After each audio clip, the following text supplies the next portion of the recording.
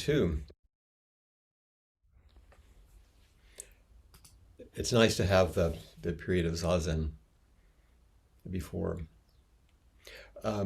Since a couple of you are mentioning various Zendo and Zoom forms, I'll also suggest that when we are sitting Zazen during the formal part, not the after part that CJ was just talking about, but in the formal part, one of the instructions in Zazen is to sit with your eyes gently open. Since Zazen is in a way of retreating interiorly or from the world, as we spoke about in one of the inquiries, but to remain present, but not looking around, just staying present. So if it's possible and you feel like you're willing, it's a good idea to keep your camera on, as if your eyes are open, and all our eyes are open with each other.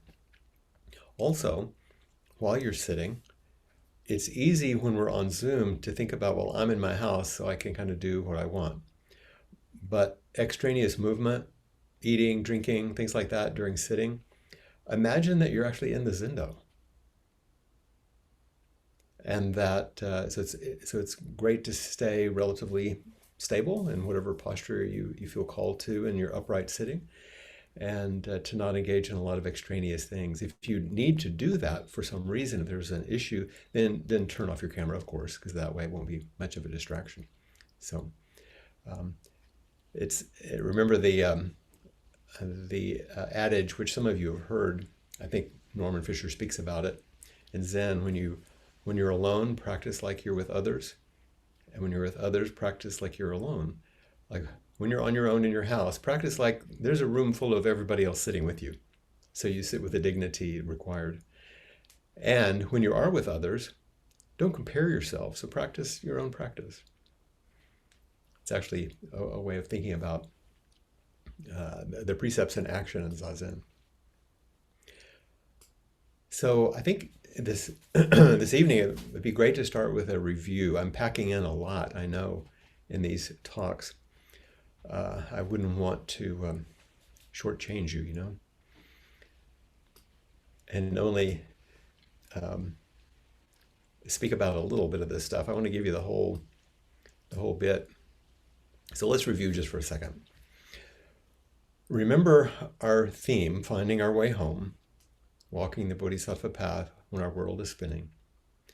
So within the title, Finding Our Way Home, there's a reference to the refuges, which are the foundations of the precepts. Refuge in Buddha, Dharma, and Sangha. To your own true nature, to the way things actually operate in the reality of the world and the community that comes together to realize this. Finding our way home at the refuges. Walking the Bodhisattva path, what are the markers on that path? Are the precepts that guide us as we walk the path of the Bodhisattva. And when our world is spinning, meaning the world that is described in Buddhism with the 3 marks of existence. Everything's impermanent. Everything is interdependent.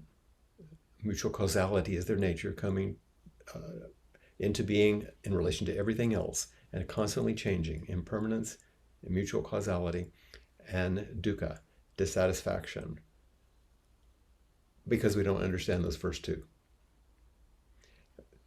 So that's the spinning world. That's the world where you walk the Bodhisattva path, and how do we find our home in that world, walking that path? This is what we're studying. When I offered you some of the initial remarks of the Buddha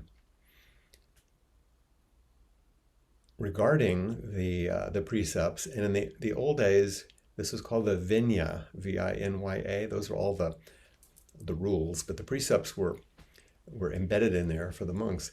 And he said, for monks and any noble disciples, that's all of us, there are certain things that we follow, and in each case he would list the precept. For example, the first one was to abstain from destruction of life. And he said, in his words, by abstaining from the destruction of life, the noble disciple gives. The noble disciple gives to immeasurable beings freedom from fear, hostility, and oppression. So by understanding each precept, we're making an offering to innumerable beings. The beginning of the Bodhisattva vow, beings are numberless, I vow to free them. Offering to immeasurable beings. And what do we offer them? Freedom. That's liberation. And what kind of freedom? From fear, hostility, and oppression. From fear that comes out of dukkha. From hostility and oppression that come from the reactivity to dukkha. And he goes further and says, by doing so, she herself enjoys immeasurable freedom from fear, hostility, and oppression. So by make this offering, it helps us. This is an offering, a gift. And then there's a bit of kind of a reminder that I was, we talked about quite a bit yesterday and also in the inquiry. And this one is a little tricky. I'm going to talk more about it tomorrow also. When we continue to attempt to make the precepts a list of instrumental activities which we can engage in to produce some sort of result, that is our small self taking a small activity and making the precepts small. In contrast, if you sit in Zazen, for example, which we just did, with a good posture and with some intention to sit fully, without thinking this is going to help me, relax me, clarify my mind, concentrate my awareness, any of those things, when we stop making it a personal self-improvement endeavor and just offer yourself to the form. Same way with walking, same way with taking care of an altar, with eating, cleaning, and just do the form. We're setting aside the self-centered activity that says, if I do this, I'll be better. If I do this, I'll be a good student. If I do this, it will help me. It's very counterintuitive and requires a deep faith. And the way that we're shaped and transformed by offering ourselves fully to the forms is something that is beyond what your small self is trying to do by using each thing as a self-improvement project. That may be a little confusing because it's so counterintuitive, but I hope it's important that you get it. We'll come back to it. And in my review here, I'm just kind of going down the list of the things that I offered you when I read that piece from Kobun Roshi that Blanche had given me. He said, the precepts are about how to become a transmitter of actual light. Remember that beautiful sentence? Life light. He's not saying the precepts are something that's going to improve your personality, which he actually says. So he's talking about what I'm talking about. Practice takes place to shape the whole ability to reflect the light coming through you and to generate and regenerate your system so the light increases its power. So we have to remember that this is a way to allow you to recognize, to realize, to embody and express and transmit something inconceivable that is the very nature of what it means to be an alive human being. And in the small piece that I gave you from Joan Halifax, she said the precepts were and continue to be a living body of awakening. The precepts themselves are a description of a living body of awakening, a way to be Buddha now and a treasure for our lives as social beings. This is a transmitter of actual light, this living body of awakening.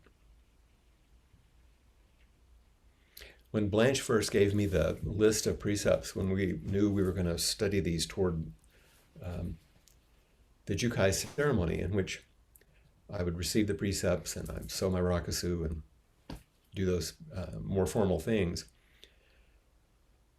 all she did was give me a list of the precepts and ask that I live with them, almost like koans, and one at a time sit with one of the precepts and write to her about it. how how did I see my relationship with each of these precepts? How did I accord with them as embodied immediacy? Not how did I understand them intellectually or philosophically or theologically. How did I accord with them as embodied immediacy? Or how did I find myself off? And you could feel it, like I just did in my body. You could feel it. And how was that a source of suffering? And boy, that gets really close to what I was raised with. How does that demonstrate suffering, not sin? Not doing something morally wrong. But it's painful when we're not aligned with our true nature. And she encouraged me to use the image of a trellis, which I spoke to you about that first day, to hold my vow, whatever that was, whatever my wholesome vow and practice might be. The precepts would hold my vow by supporting my conduct, which I talked about yesterday. So today, we're going to look at vow and its relationships to the precepts. Remember, I said conduct and vow were two important parts. Yesterday, we looked a lot at conduct and went through and began to feel our way through what the actual precepts are. And something to remember, which is easily forgotten. Remember, all of this is in support of the Bodhisattva vow, since we're going to speak about vow. And I don't know if you have been chanting it or looking at the Bodhisattva vow during our practice. Has that been something you've been reciting? You have, haven't you? After? Yeah, okay, that's what I thought. So this is the vow in which everything is grounded, to serve all beings, to see through all delusion, to use every moment of life as an opportunity to awaken, Dharma gates, and to embody and express the way of the Buddha.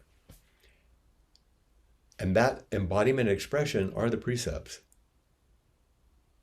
And that vow to awaken using every moment as an opportunity is guided by the precepts. That's the path.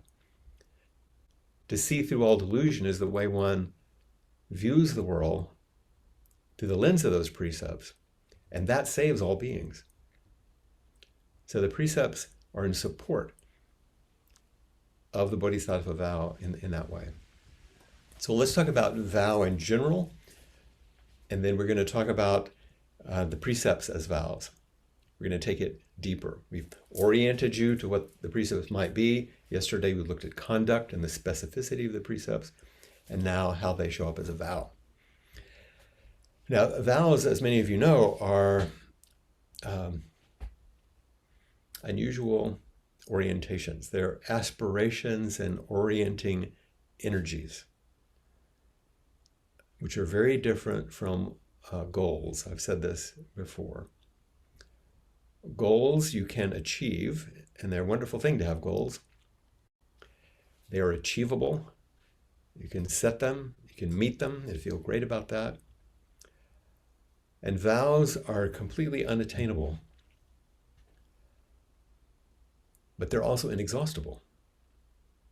Because as you orient yourself through a vow, there is a directionality, and you see what you're headed toward. And because it's like the North Star, it's always there, it always guides you. You know where home is, part of coming home. But they're not achievable. They just continue to unfold and offer you possibilities. That's why they're beautiful. It's their very inexhaustibility that propels us forward, that opens us up, that shapes our desires and actions. And that is why I'm suggesting that you offer yourself fully to each form, because of the pieces of the expression of your commitment to vow. So for example, I might endeavor to bow with as much graciousness as I can, not because I want somebody to say, oh great, he can really bow, that's good. It doesn't matter. It's kind of like meditation. if someone says, man, I'm really great at meditation, it's like, okay, who cares? Like, I always say, unless you want to go pro or something, like, it doesn't matter that you're good at the form. What's behind it is the aspiration, the inspiration, the vow to offer yourself fully to something that isn't your ego, that isn't your idea, that isn't your way. And see what happens when you begin to offer yourself, because the analogy is it's inviting you to offer yourself to life, to something that's inconceivable. But we do it through embodied conceivability, even though it's touching the inconceivable, inexhaustible energy of vow. And even if all this doesn't make total sense, once again, you're just offering yourself to listen and to marinate in these things, and over time in each day, and as they go deeper from the orientation to conduct to vow and to the non-dual aspects of precepts tomorrow, hopefully it will keep guiding you along.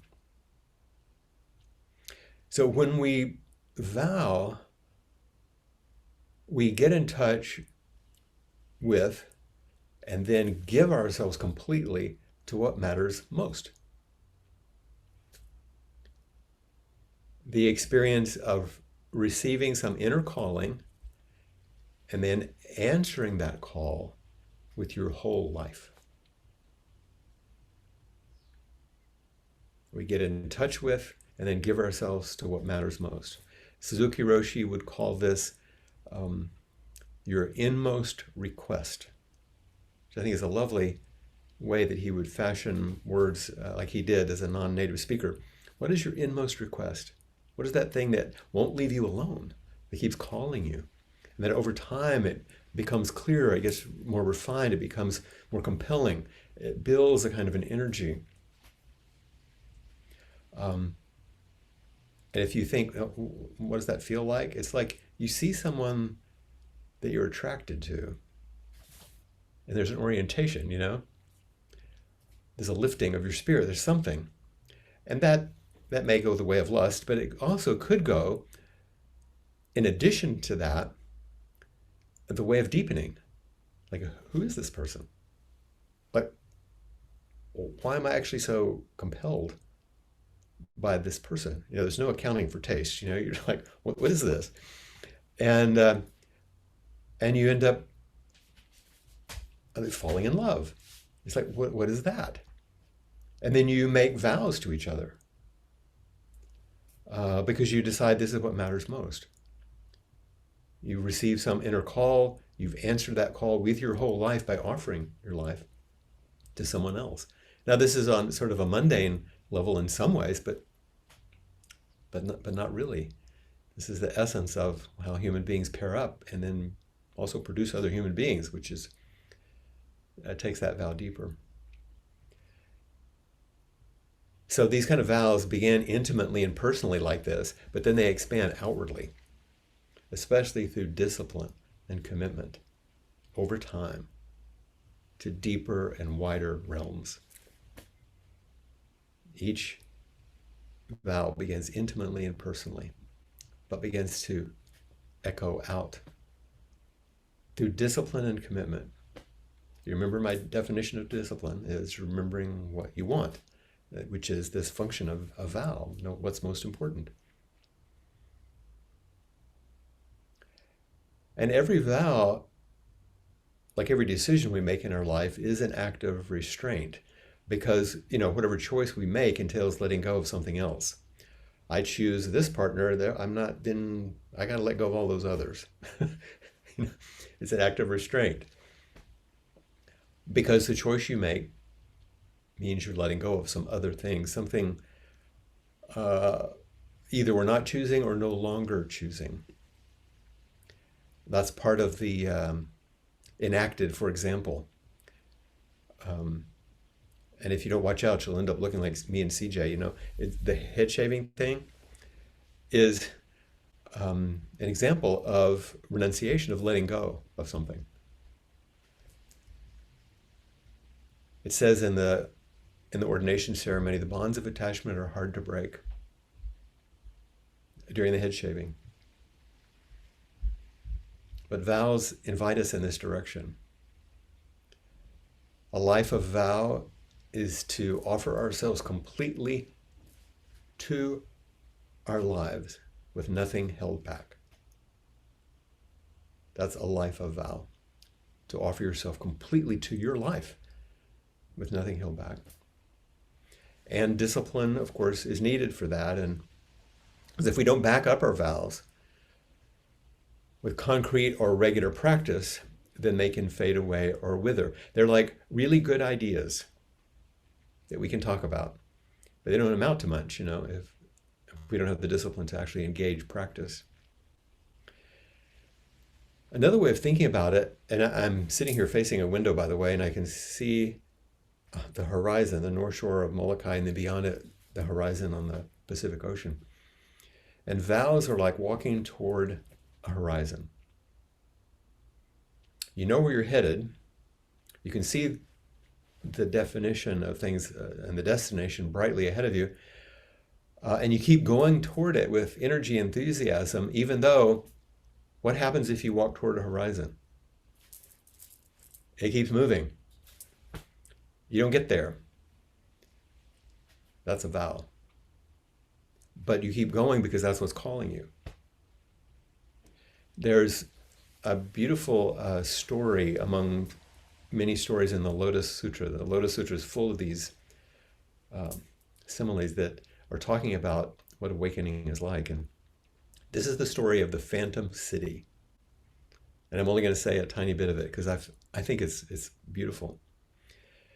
So in this story, in the Lotus Sutra, this caravan leader has got a group of people, and they're going through the desert toward this wonderful city, which they're all thrilled to be visiting. And that they're all signed up, they're going. It's like the cruise, they're happy to be headed in this direction. And then they do reach the city, and it's just as beautiful as the leader told them it was going to be. And then they get rest, they have a cup of tea or whatever, and then he gets them all together and says, okay, now that you're rested and refreshed in this lovely city, I have to tell you that this is a phantom city. This is not a real city. This is an illusion. This is not our destination. Our destination is much further. But I knew that if I told you about the real journey and didn't offer you the invitation to this city, this phantom city, that you would never come. It would have been too daunting. But now that you're refreshed here in the phantom city, you're ready, so let's continue. That's practice. Every place that you reach and you carve out and you see as a finality, a destiny, a completion,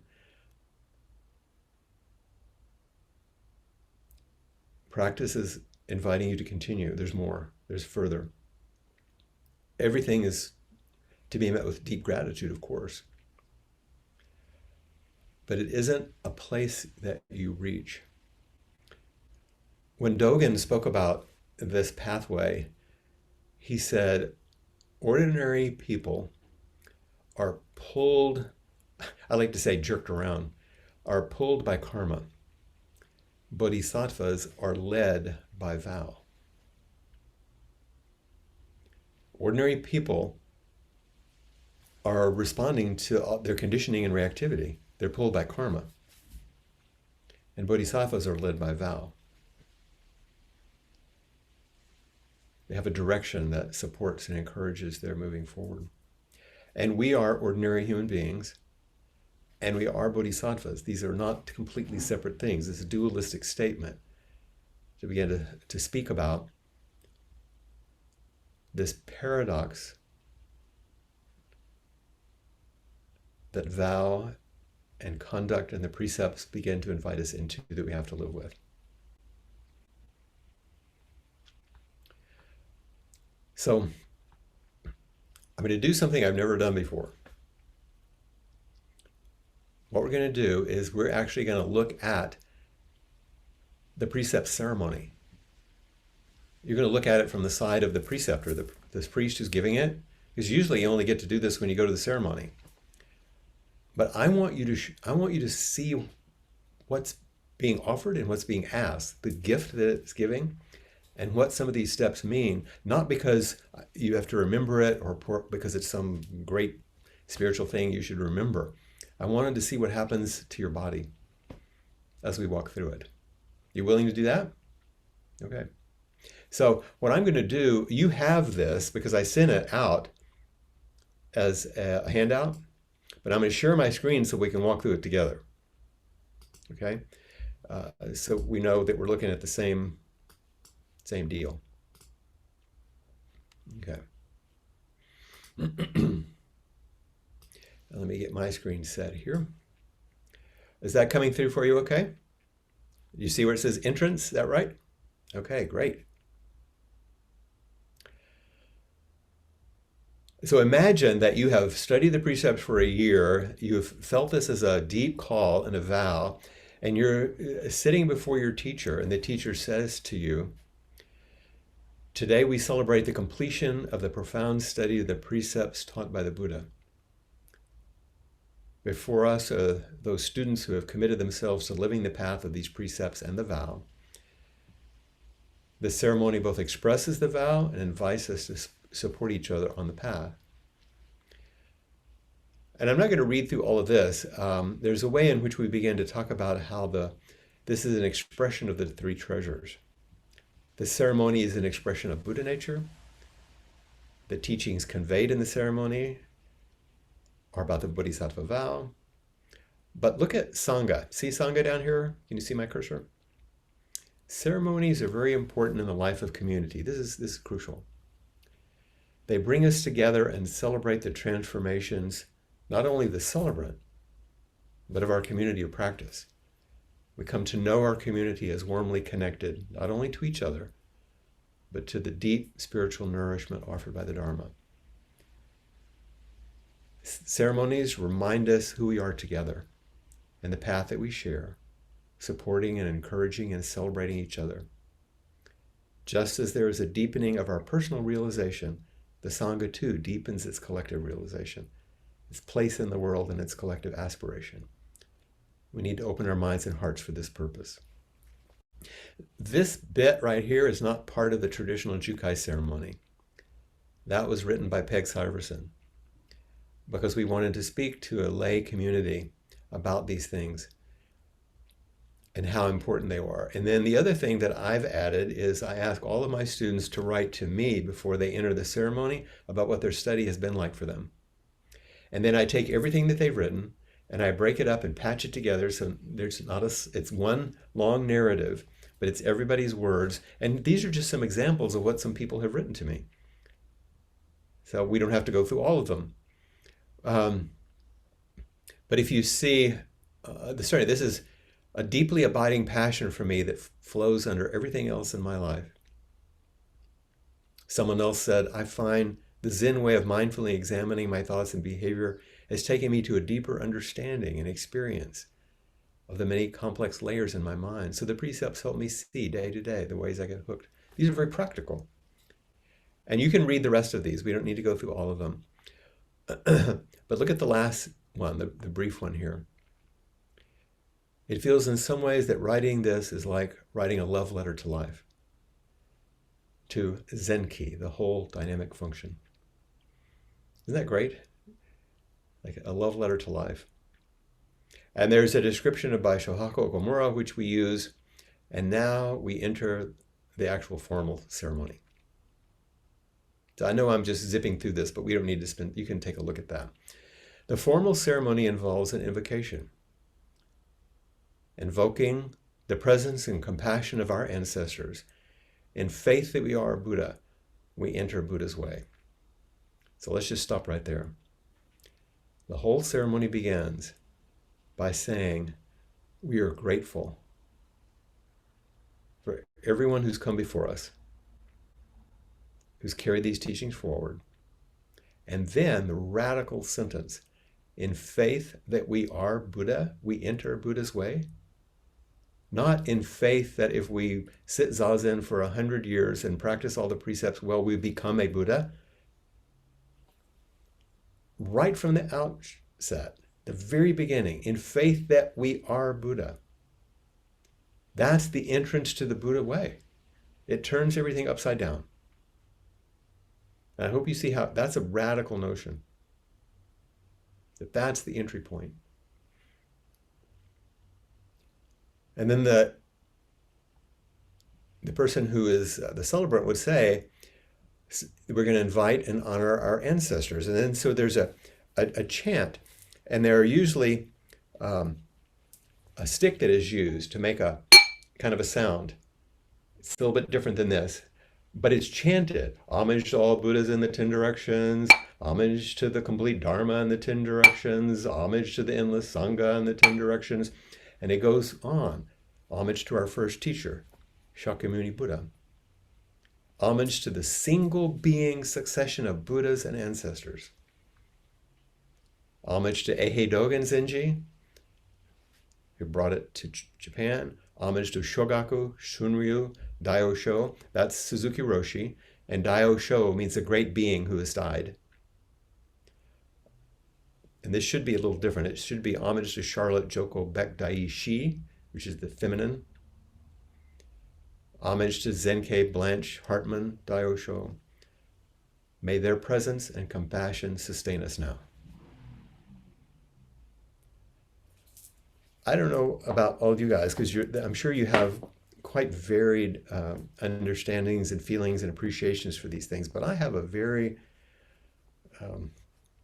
strong devotional stream in me. And so, yeah, I see you were shaking your head, CJ. You know, when you do these things formally, and you say the names, and you say, may that, it's very touching to me. We realize that the only reason we're all here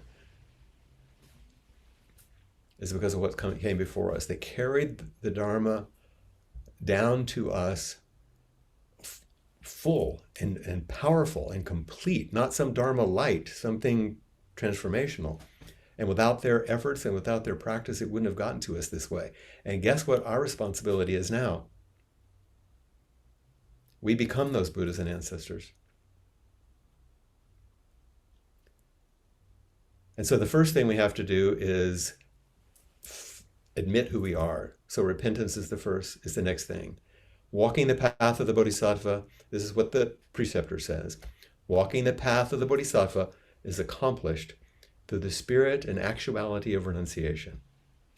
All the Buddha ancestors and the Bodhisattva precept lineage have practiced and are still practicing renunciation of all attachments. Have practiced and are still practicing? It's not a thing that a person does. It's like a mighty river. Renunciation is an unsurpassable way of harmonizing body and mind with the Buddha way. If we give up our attachments, we're free. We're Buddha. That's a mic dropping moment there, right?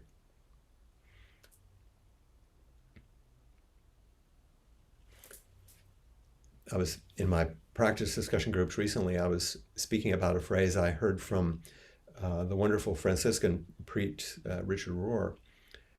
And he talks about this same understanding. He calls it, we become a riverbed of mercy. Such a beautiful phrase, a riverbed, not the river. We become the space in which life energy can flow, which is a merciful embrace. We become a riverbed of mercy. To sustain and confirm the practice of the Bodhisattva precepts, for their meaning is in living them. For their meaning is in living them. For their meaning is in living them. We will now offer you the precepts. In order to be fully awakened in the practice of Buddha's precepts, we start with the pure practice of confession. And this is the one that you know and that you have chanted. It says, all my ancient twisted or tangled karma, from beginningless greed, hate, and delusion, born through body, speech, and mind, I now fully avow. I admit this is me. I'm willing to stand up in the middle of my life and say, yep, this is me.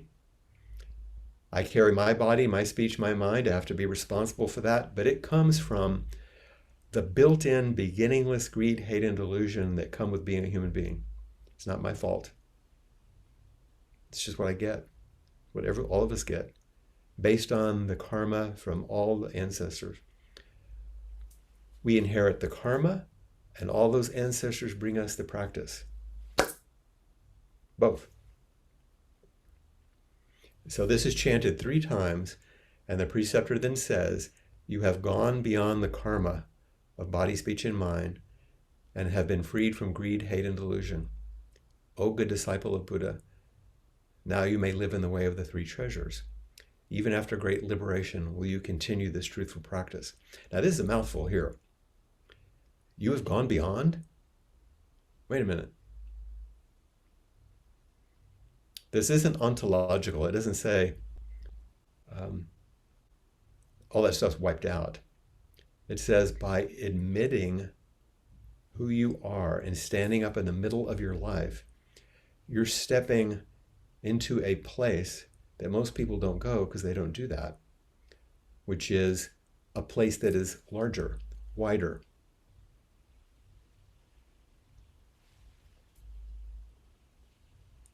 And that place is held by Buddha, Dharma, and Sangha. If you don't use your thoughts, feelings, history, all your habit patterns is what you have faith in, that's our normal everyday practice. I have faith in all my ways I want to do things. That's what I have trust in, and I'm going to go through do my thing.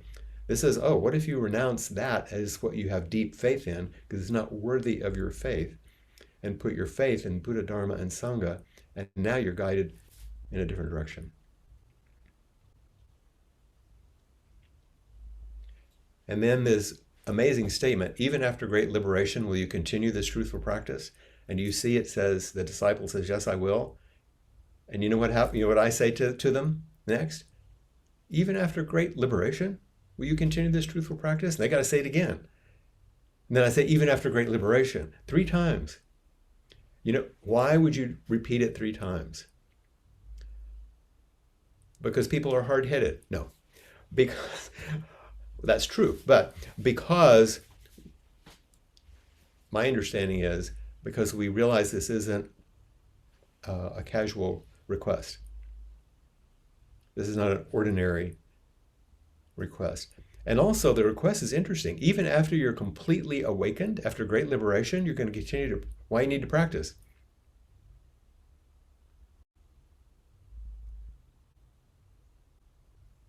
Because remember what I said up above? The meaning is in the living of the precepts. It's only through practice that we continue. That is great liberation. It's not a destination. Remember the Phantom City? It's not a place you get to. It's only by continuing to live the practice. That is the liberation, not a destination. So refuge is what comes next. We have purified our body and mind. That was the confession. Now you may receive the path of the precepts of the 3 treasures. You are seated with Buddha and are really Buddha's child. You imagine somebody saying that to you in a big ceremony? That's a powerful sentence, isn't it? You are seated with Buddha and you're a Buddha's child. Will you receive these precepts? Yes, I will. Will you receive these precepts? Yes. Will you? 3 times. And then there's the repetition of the precepts in the way that, the refuges in the way that you chant them, right? That's your usual way, I believe. Taking refuge in Buddha, Dharma, and Sangha. And this is the way that Appamada, that we shape them. I've inserted here the threefold refuge, which comes from Norman Fisher's marriage ceremony, because I referenced marriage a while ago. But look at as usual, his language. I take refuge in Buddha. This is the stillness, the clarity, the kindness that is the real nature of all life. And this is what we ask a husband and wife, or husbands or wives, to do in a marriage ceremony. I take refuge in Dharma. This is the way of life, day by day, that accords with Buddha. I take refuge in Sangha. This is the community of all being that is our refuge and support. I just thought those were really gorgeous, the way they touch what it means to take refuge in the stillness and clarity and kindness, which is your own nature. Remember, in faith that I'm Buddha, I'm entering Buddha's way, that this is a way of life. When we vow, we give ourselves day to day to the Buddha's way. And we need a community to help us. So these are the refuges, which is the first part of actually the precept ceremony. Take the refuges. And then there's something called the pure precepts, which we haven't talked about yet. The preceptor will say, you have returned to your original nature, free from attachments and limited ways. See, in each of these, there's this dramatic statement, as if it's already happened. Up here it was,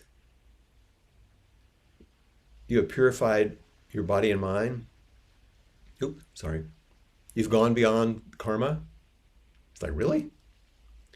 And now we're saying, you've returned to your original nature, free from attachments and limited ways. But then from now on, awakening is your teacher. All beings are your teacher. This is the path of mercy for all existence. There's that word again. There's the dramatic statement that something's happened. But then there's a description, I think, that is so beautiful and poetic. From now on, awakening is your teacher. All beings are your teacher. This is the path of mercy for all existence. Do you agree to follow this compassionate path of the three treasures? 3 times. Yes, I will. Now we're going to look at the 3 pure precepts. And here they are. I vow to refrain from all harming. I vow to do what is life-giving. I vow to live and be lived for the benefit of all beings. So these aren't the conduct ones, these are the orienting precepts. I vow to do what is good. I vow to refrain from things that are not so good. And I vow to live and be lived for the benefit of all beings. Abiding in the 3 pure precepts, even after great liberation, will you continue to observe them? There's that question again. And once again, I've put in Norman here. His translation, I vow to refrain from all action that increases suffering. This is the intention to always practice a wise restraint. I vow to perform all action that increases awareness. This is the intention to actually do what occurs to us that can make ourselves and others truly happy. I vow to live for and with all beings. This is the intention to always try to see everything with an unselfish eye. Remember, these come from his marriage ceremony. What if you're saying to your partner, my intention is to always practice wise restraint with you and me. My intention is to actually do what occurs to both of us to make ourselves and others really happy. And let's share this intention to always try to see everything with an unselfish eye. Be a pretty good marriage ceremony, huh?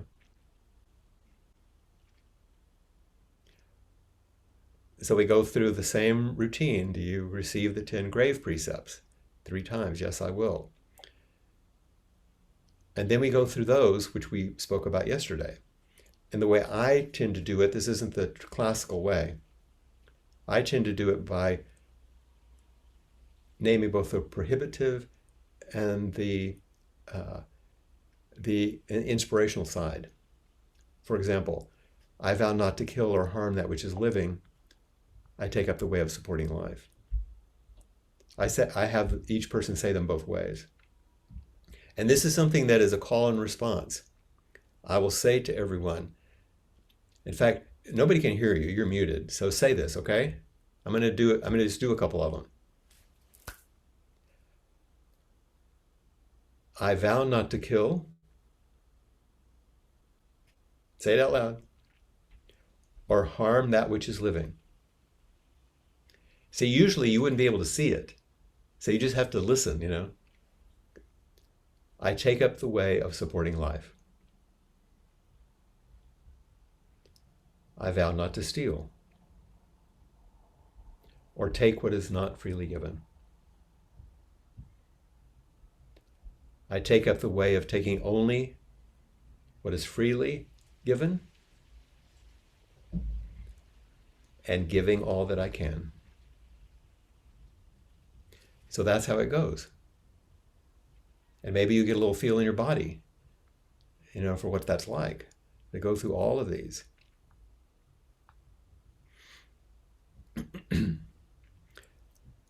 Because we went through those yesterday in a certain way, and you have this in your handout, I thought we would look at Norman Fisher's version today.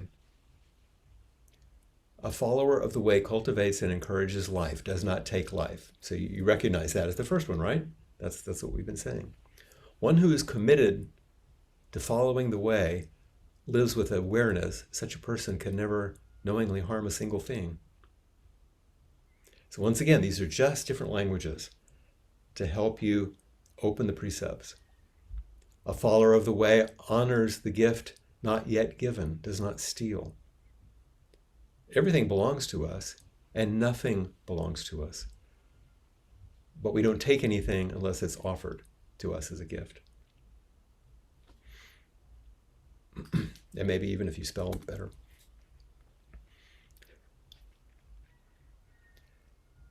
Notice that he's saying a follower of the way. Remember these up here said, I vow. He's not letting you off the hook exactly, but it's a little bit different. A follower of the way remains faithful in relationships, does not misuse sexuality. There's no way to remain deeply in relationship without complete honesty and openness. A follower of the way communicates truth, does not lie. Our speech must be true and accurate and kind. We make and destroy worlds with our words. Pretty apparent these days, isn't it?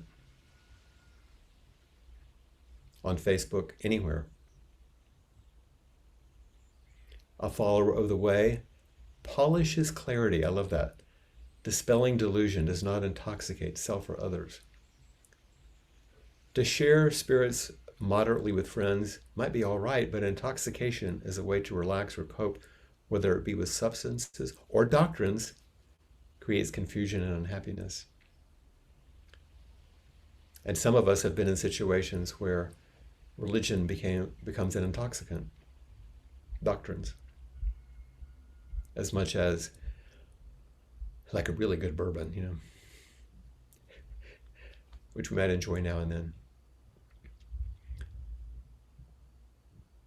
A follower of the way creates wisdom from ignorance, does not criticize others mindlessly. This precept is very important in marriage. Remember, this is the marriage thing. We make an effort to be thoughtful and caring in our speech about others. In this way, we can love and be loved. A follower of the way maintains modesty, praises others, not self. This precept is also very important in marriage. Please teach each other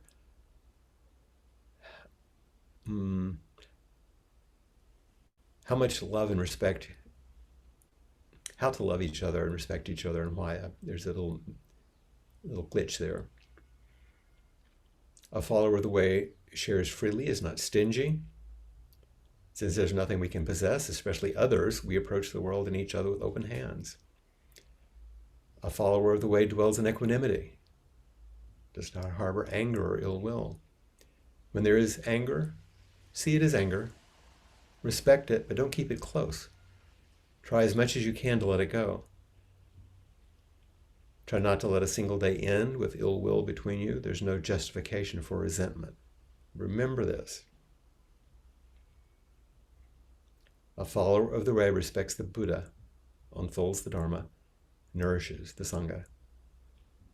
With the taking of these precepts, we express our vow to live a life that is in accord with sacred nature of all that is. So I wanted to take the time to say those just so you hear them and get a feel for them. Once again, in the ceremony, we ask that a person follow them. You have received Buddha's precepts and are a child of Buddha. Please continue to work for all beings and realize Buddha nature as yourself.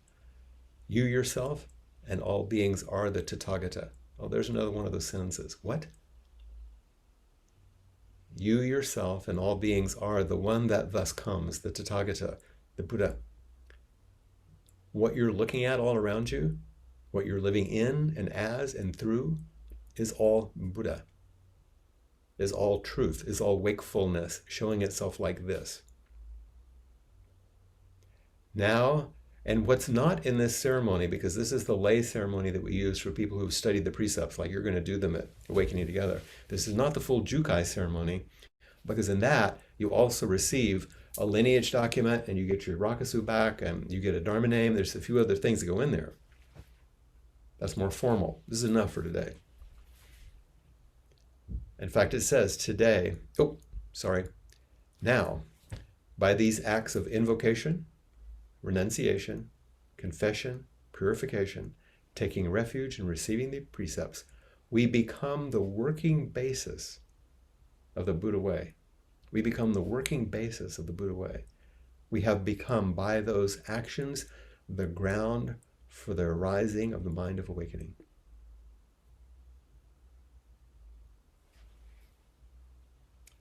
And then we have added, today we remember that we are never separated from Buddha, and we receive this practice path of the precepts as an ongoing reminder and commitment.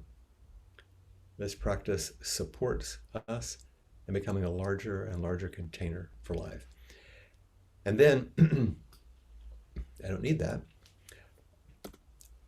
We usually give people a little document or a little gift that just indicates that they've completed their study. And we end the ceremony with the recitation of this small, let's say it together, okay? Here we go. We can do it 3 times. It's Buddhism, remember, okay? We live like a cloud in an endless sky, like a lotus in muddy water, one with the pure mind of Buddha. We live like a cloud in an endless sky, like a lotus in muddy water, one with the pure mind of Buddha. We live like a cloud in an endless sky, like a lotus in muddy water, one with the pure mind of Buddha. And so ends the ceremony. So I know we kind of went through it rather quickly in a certain way, but I wanted to highlight some of the ways that our non-dual understanding of the precepts actually shows up in this ceremony and how potent and powerful it can be. There's another document which you have access to, the precepts in Jukai at Appamada. And in fact, if you look on the Appamada website, if you click down, there are a number of things, and it describes, it says studying the precepts is a foundational aspect of the practice path. And we have 2 ceremonies which celebrate and affirm this path. And the first is this celebratory ceremony made available to acknowledge the study program. That's the one we just went through. It's in the next paragraph, the second ceremony, Jukai, that's the formal ceremony. There's a few more things in it, but it's the same basic ceremony. There's just some extra things in it. And I'm going to mention one other ceremony, which is called the full moon ceremony. And you also have a copy of this. In the days of the Buddha, the monks would wander and they would receive alms and they would stay together in small groups. But then they wanted to be able to come together on sometime every month to renew their vows and check in with each other. But the problem is they didn't have any of these. They didn't have an iPhone or anything. And so what they did is but they could always tell when the moon was full. Aha. So the full moon ceremony was when they would come together to renew their vows. And often when we do this in Zen centers, we'll meet in small groups either before or after the full moon ceremony to discuss, like, how's it been going? Where are your practice edges? How can we support you? And the ceremony itself, I have kind of a screenshot. I know it's small here. You have it. It's essentially very similar to the precept ceremony. It's called Ryaku Fusatsu, which means the full moon bodhisattva ceremony. We do repentance. The homages are more specific to the ancient ways. Homage to the 7 Buddhas before Buddha, that's a very ancient thing. Homage to Shakyamuni Buddha, who we think of as the Buddha. Homage to Manjushri Buddha, who's the Buddha to come. Homage to Manjushri Bodhisattva, that's wisdom. To Samantabhadra Bodhisattva, that's the Bodhisattva of practice. Avalokiteshvara Bodhisattva, that's the Bodhisattva of compassion. And then homage to all those who are going to follow, and that's you. Then the Bodhisattva vows, the refuges, and then the precepts. And I'm not going to go through it, but I'd like for you to read these because there's some different language in here also that you might be interested in. And then a dedication. So you have this document. You can take a look at it. And it will be, I think, an interesting thing. I will say that the ceremony itself is quite beautiful. And for those of you that are interested in like temple practice who have done these things, I don't know if any of you have been in full moon ceremonies before, but in a Zen temple, the cantor, like in a Jewish, is called the kokyo. And the kokyo is the one who announces. And the kokyo and then the head priest who's officiating, the doshi, are in this beautiful dance. And there's announcements, and the kokyo will say, for example, the refuges are quite beautiful. And I'm sorry, my voice is not great, but it goes kind of like this. We start it and everybody gets ready and they'll say, I take refuge in Buddha.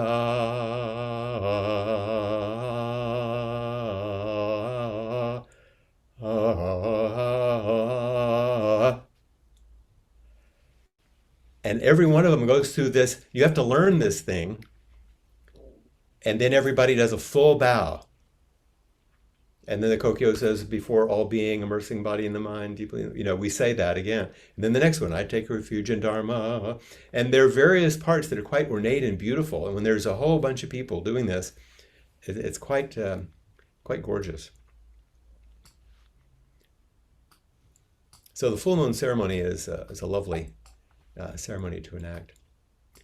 So today we've gone through, and you can see the power and depth of how vow is brought forward in these ceremonies as a way to support and encourage the taking of the precepts as a way of life, of offering yourself fully to this life, which is Buddha's life, which you're living anyway, but you can make more clear. It's like, you can live with your partner for a long time, but something changes if you actually do the ceremony and get married. And this is getting married to Buddha.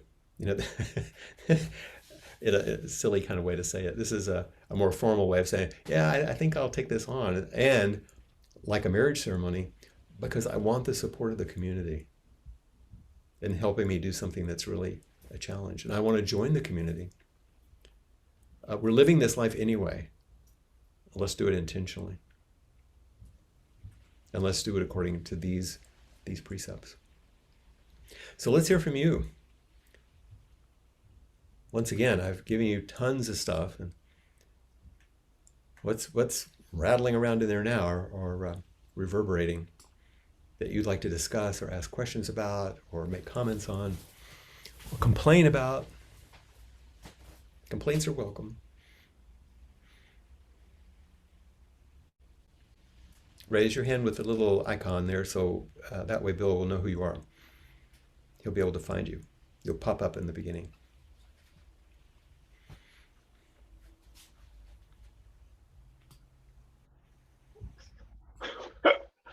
Hold on a second. There we go. Now we can always, let's see, we're not showing both of us. There we There we go. go. I like that. Okay. Well, thank you. Thank you so much for these words. I would love to hear about when we're looking at the ceremony, and you said in the ceremony we go through what is offered and what is passed. Do I have that right? I'm not sure what part you're referring to. You're talking about the ancestors? I thought it was the ceremony in general, but what happens here, there are two things that we look at is what is offered. Would that be what is offered to the person going through the ceremony? And then what is passed? What is Maybe passed? I mean, from the past or passed on? uh, passed on, I think. Yeah. I wasn't sure which spelling of past it was. Well, I'm not sure exactly what you're referring to, Okay. but I know that I did say something about when we go through the honoring our ancestors. I said we are honoring those who in the past have brought the Dharma forward so we could receive it, and that's what we're going to be carrying forward as practitioners now. Mhm. And so we honor what's come in the past and what we'll be carrying forward. Okay. Maybe that's it. Maybe someone else will say something about it, which will clarify it. Did anybody else hear that? Thanks, Nan. Thank you. Mhm.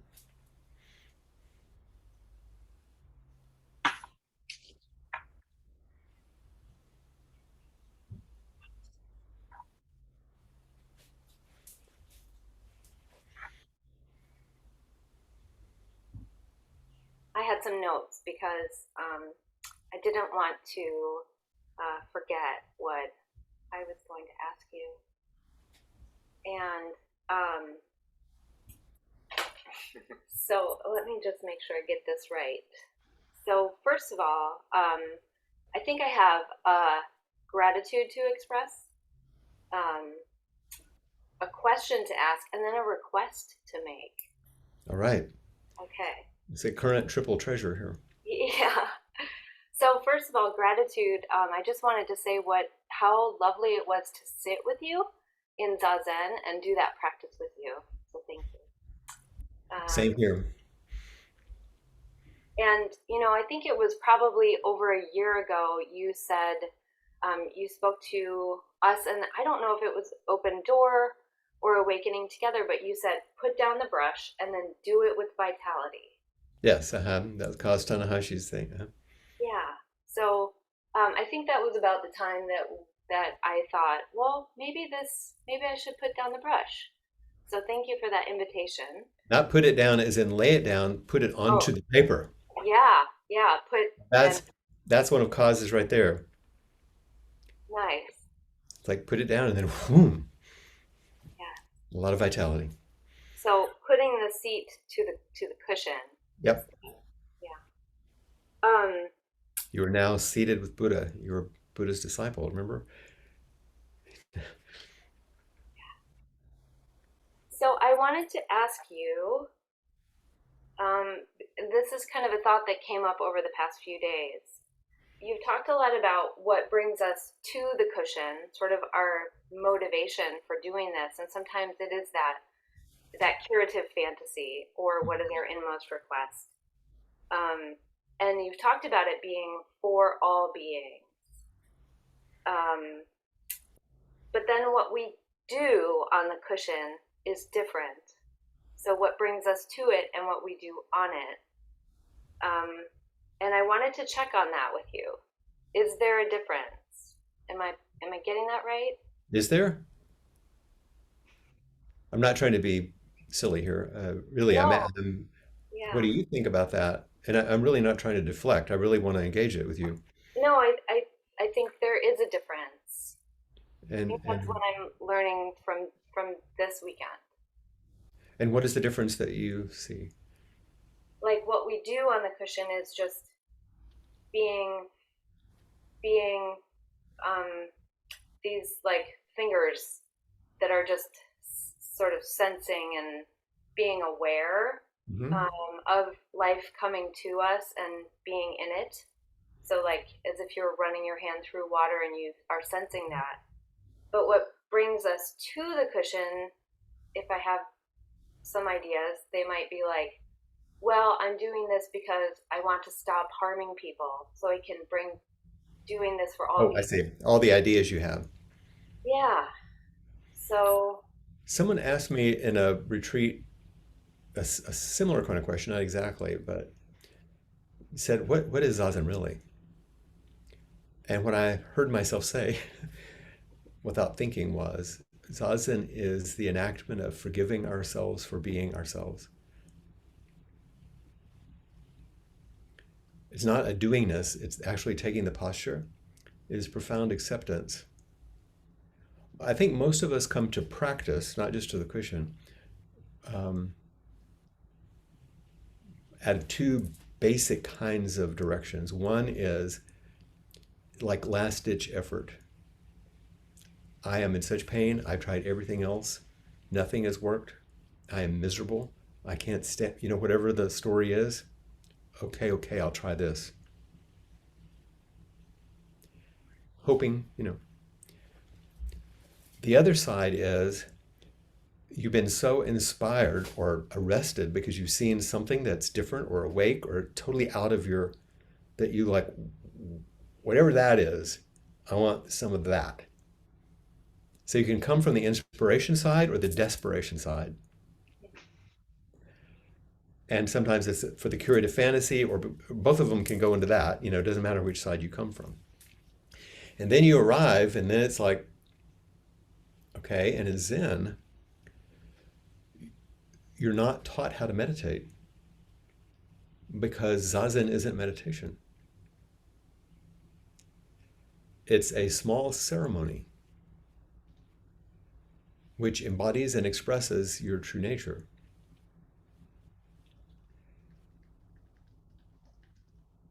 If you would like to become more concentrated, there are concentration practices that you can engage in meditation, which will help in some ways, and eventually will become frustrating. Um, but you know this, because there are limitations to what you get.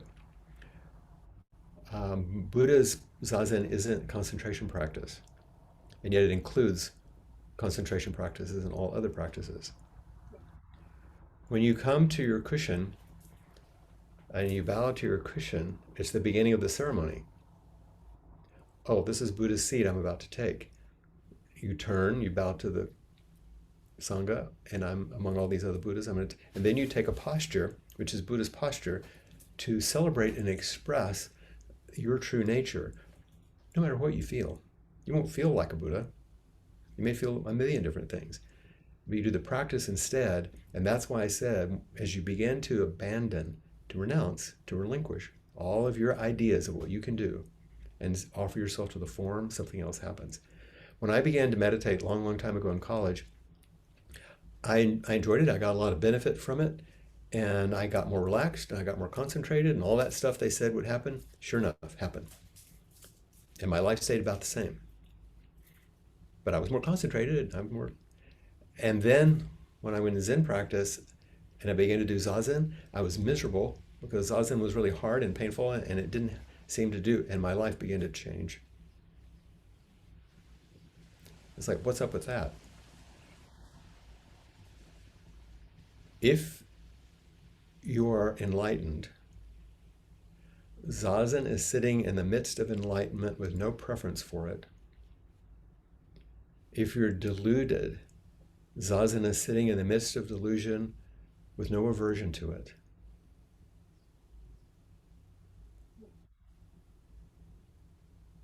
There's more, but that's a lot. I will send you an essay about Zazen as a ceremony where you begin, because, Dogen said, what we're doing is practice enlightenment. We're not practicing to gain enlightenment. We're doing practice enlightenment. We're doing practice which expresses our true nature. So we can't create it. We can realize it and express it. So we'll do this practice. I'll send you a beautiful essay. I'll send it to the whole Sangha, Yeah, please. which is Reb Anderson's description of really the Fukan Zazengi. Some of you know this is Dogen's description of what Zazen is. It'll take this question you're asking much deeper. Thank you. And then our relationship hopefully will do the same. And I have one request. Which is? Well, you mentioned Reb Anderson, and I read his book, Being Upright, and Yes. in it he talks about people requesting, may I receive precepts. Yes. Thank you. That was your request. That was my request. Oh. To receive them. Yes, may All right. I receive precepts. How many times do you do things in Buddhism? 3. Flint, may I receive the precepts? Will you study them? Yes, I will. Flint, may I receive the precepts? Will you practice them with the Sangha? Yes, I will. Okay. Then we'll head towards a ceremony then. Thank you.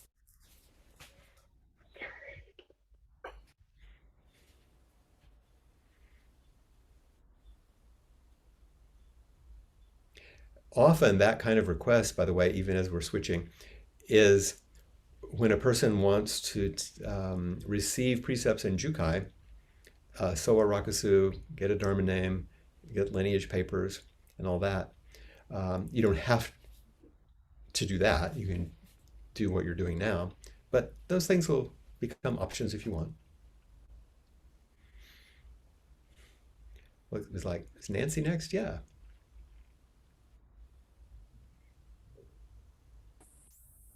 Hi, Nancy. Hi, Flint.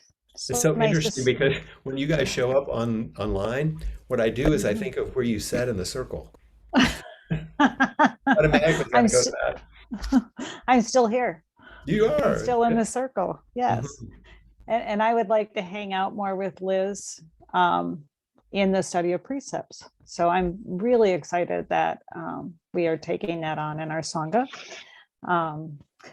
I was telling someone yesterday that I was so excited about us taking that on because I've been doing this thing for, I don't know, 5 years since you first came. And I'm always wondering why I'm doing this. And the precepts are like, what am I turning towards, or what am I supposed to be doing? And the precepts are it. Mhm. And so I'm really excited to study that. So, and This is thank you tricky. for, If I can say, this is the tricky thing. uh-huh. Almost every Sangha in which I'm an active teacher Mhm. started by somebody bringing me to talk to or train a bunch of therapists. And they thought they were going to get that. And then you pull the rug out, It's like, wait a minute, how did I find myself in a spiritual community? I thought we were going to get a little training, Yeah. So, but you're already called to it. And then slowly you begin Mhm. to ask for it. And it's like, Yes, okay, because I wasn't seeking it, but it found you. presented itself.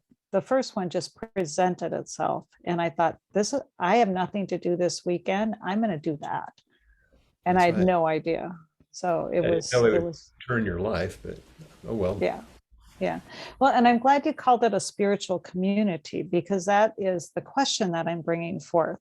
Yeah. And the reason I'm bringing it forth, I think the first time that I sat in the circle and Buddha was in the center, and it took me about a half a day to get the courage to ask you, I don't know what Buddha is, and I Mhm. don't know what that represents. And you did a wonderful job of speaking to it in a way that made sense to me. And basically you said, honoring Buddha is honoring yourself. Mhm. And that felt really nice. And I went and got Buddha, and it sits in my home, and I loved sitting with it. But this summer, my mother was sitting on my deck, and I have a small Buddha, Mhm. and she's Catholic. I was raised Catholic. And she was looking at it and she said, what does that mean? And I kind of gave her the answer you gave me. And then she said, well, is that a religion? Mhm. And I went, I don't know, probably not really. No. And I didn't really know how to, I didn't know how to answer that. I really didn't, because I thought, well, no, it's not a religion. It's just a way of being in the world, is what I said to her. And then after she left, I looked it up, and the first thing that came up was, so religion. And in the precepts where we were talking about, I vow not to intoxicate mind or body of self or others, and you said it could be a religion, that, and I actually have that in my family system, where someone is like so intoxicated with Christianity that they can't really function. Right. And then my question is What's the this something we can be intoxicated by? Because I feel intoxicated by it. Of course. So The the ego dichotomy. The ego can use anything, including Buddhism. Right. And most folks, like, for example, in my family, because I grew up in this Southern Baptist family in Texas, they can't imagine a religion that doesn't have a God, because Right.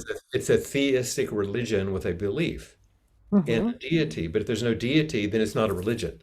But that's not actually, doesn't fall into the category of all religions. It's said that Buddhism is the most religious psychology, or the most psychological religion in some ways. But the curious thing is, in Buddhism, it's not about believing in a deity. I was at San Francisco Zen Center once listening to a Dharma talk, and I happened very nervously to be sitting next to Robert Aiken Roshi when he was still alive, like the dean of American Zen. He was an old man by then, very quiet, sitting there, and people were asking questions at the end of the Dharma talk like this about belief and faith, And finally, he raised his skinny little old hand, and of course, the entire room was riveted, And they said, Roshi, yes. And he said, in Buddhism, there's nothing to believe and everything to discover. That's all he said. And So in a religion, there's always something you have to believe. I mean, is that the definition of religion? See, that's the thing. Maybe not.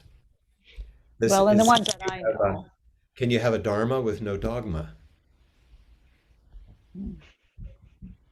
So one of my deepest teachers was Ruben Abito, who originally from the Philippines became a Jesuit. And then the Jesuits did what they always do. They send their priest out somewhere, and foolishly they send him to Japan.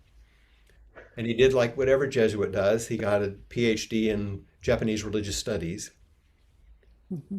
He happened to meet Yamada Roshi, one of the great Zen teachers of the 20th century, became a Zen teacher, left the Jesuits. Now he teaches at SMU, Southern Methodist University in Dallas. Wow. But he's the real deal. It's amazing. I was in a Zen session with him one time, and once during the Sunday, it was on a Sunday during the 7 days, he came into us during a break and he said, pardon me for speaking, silent week. If any of you want to receive the sacraments, just come to my Dokusan room, the place where you meet him for private interviews. So, well, I wasn't going to miss this. So I go in, there's a handful of us, and he puts on his stole rather than his rakusu. He takes out a New Testament. He reads the scripture from Luke, I think it was, and did a Dharma talk on it, and then offered us communion. And I was weeping copiously because every bit of my entire spiritual history was manifest in one place with one person.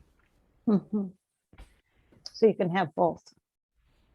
Because Buddhism is not a competitive religion, because No, and like Norman Fisher is a Jew. I mean, and he practices Judaism. And Yeah. on and on and on and on. There are many, many deep Catholics who are Zen students and teachers. Well, I know that. Yeah, I'm aware of that, but it's like, It's the whole worshiping the idol thing that gets the fundamentalist. We're not worshiping. no, we're not. Yeah. Thank you. Thanks, Nancy. So good to sit with you. Great to sit with you. Okay, Jesse, you might have time for one more, looks like.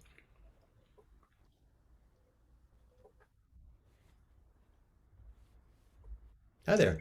Hello, thank you. So I'm new. This is my first experience. Oh boy, you And jumped in the deep end, didn't you? I did. I've been really enjoying it. So thank you very much.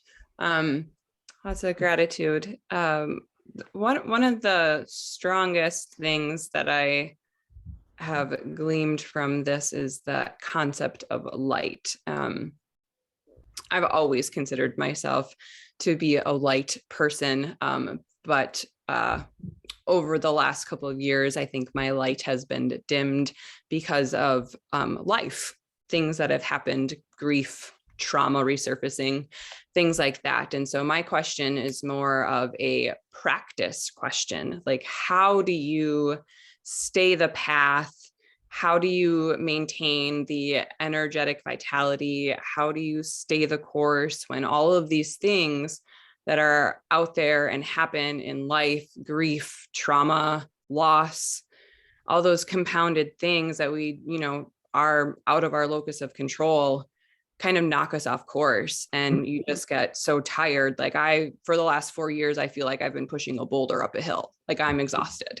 And how do you maintain that practice and be open-hearted and stay open-hearted and still be sitting? Mm-hmm. Do you remember the prayer that I mentioned from Houston Smith? It said, "I'm doing the best I can." Yes. The practice was developed precisely for what you're talking about, in response to suffering. That isn't in the way of practice. That's all practice is for. And that's also why Sangha is crucial. When the Buddha was trying to teach his cousin Ananda was the one who supposedly remembered everything the Buddha said, and passed it on. And he was trying to help him understand spiritual friendship and community. And after a while, this is my loose translation, after a while, Ananda says, "Oh, I get it. Like, wow, this spiritual friendship thing is like way more than I thought. It's at least like half the whole spiritual path." And the Buddha said, "No, it's the whole thing. Taking refuge in Sangha, spiritual friendship, it's everything. There's no way we can keep going without it. We need each other so profoundly." And to accept ourselves. And if, like you said, you thought of yourself kind of as a light person, then your practice is to get more familiar with the dark, with shadow. Otherwise, you just keep trying to fight to try to get back to the light. You remember I said Cobancino was kind of a poet earlier? And I see that we're very close to the end of our time. Can I have a couple of extra minutes? Just with Jesse? Okay. I'm going to pull something up here. Because I'm going to read something that he had written, because it's quite beautiful.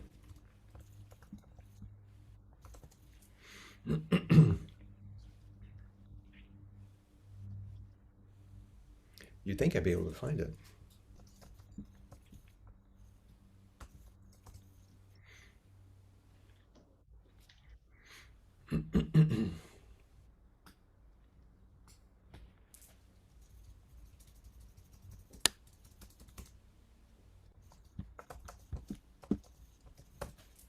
Well, if I can't find it quickly, I'll go on.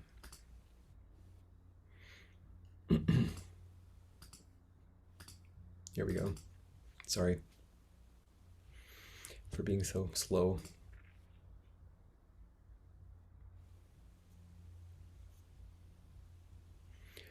So this is a moment, and I want to leave you with this, in which it was recorded. Kobanchino was with a bunch of his students. And so I'll just read the way his student had recorded it. We sit. Koban began very slowly to make life meaningful. The significance of our life is not experienced in striving to create some perfect thing. He looked down at his hands as he spoke, and he was quiet for a long time.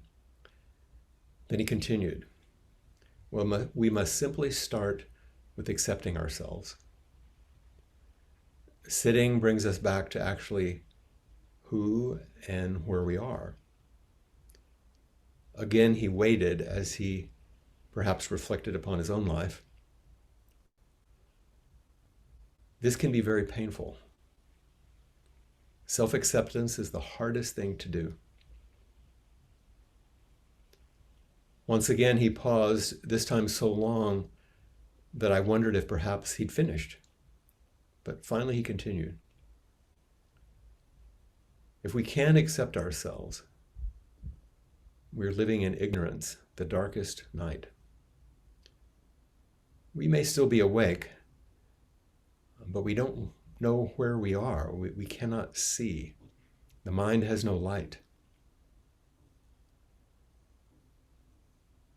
He stopped and looked around at us in our small circle. He moved from face to face with his eyes, seeing deeply into each one of us, his longtime oldest students. Finally, he nodded slightly and concluded, practice is this candle in our darkest room. Practice is this candle in our darkest room.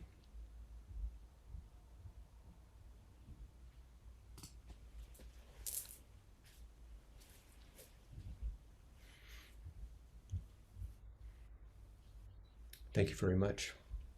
And I look forward to seeing you a bit earlier tomorrow in the day. And we will continue